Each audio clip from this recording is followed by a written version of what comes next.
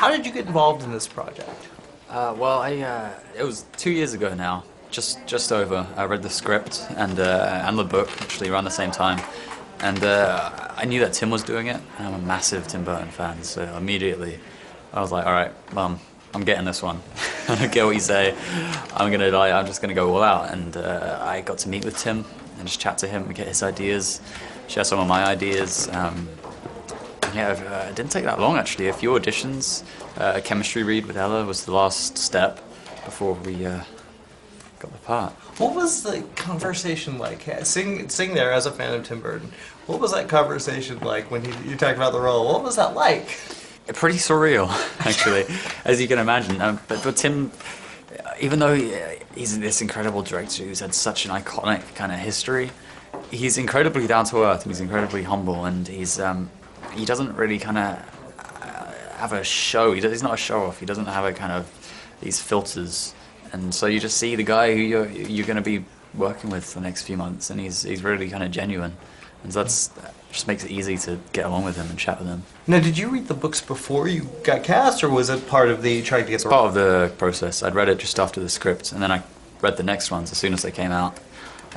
Great books. Great books. I think they get better and better, actually. What did you bring you to the role yourself? I mean, I know it's such a unique role. I mean, I love the idea of these peculiar people having to battle these incredible odds. What was it for you? What did you bring to it? I think Jake is kind of the eyes and ears of the audience in this story. He's the normal one, at least compared with the other kids. So yeah, I guess tapping into the idea that this kid has been taken from his home and everything he knows, and he's just been thrown into this totally alien world and environment where everything he thought was kind of a story is actually real. Mm-hmm. And so he feels out of place, he feels totally uncomfortable, and that's something I think everyone can kind of relate to in one way or another. Everyone's been in that position, maybe not this extreme, but you know what I mean. Yeah, I also like the fact that there was such a mix of CG, but there's also practical, there's even stop motion. What's that for you, like for you as an actor to play in? Well, you're right. There's great parts of everything. Having the props there and the sets, which are so rich and detailed, is incredibly helpful for an actor, because you're just kind of in there and you're in the moment, and there's no kind of distractions, and you feel like you're in this fairy tale environment, literally.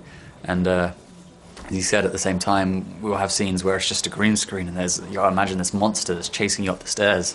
And for me, I actually really enjoyed that. Just kind of like playing and letting your imagination go wild. It's like, you know, when you're a kid and you're running up the stairs and you trick yourself that there's something chasing you and you scare yourself. That's literally what you're doing. And you have a lot of fun with that, because when else do you get to do that? Everyone's so sort of sensible and serious in real life, so it's nice to have a break, have some fun.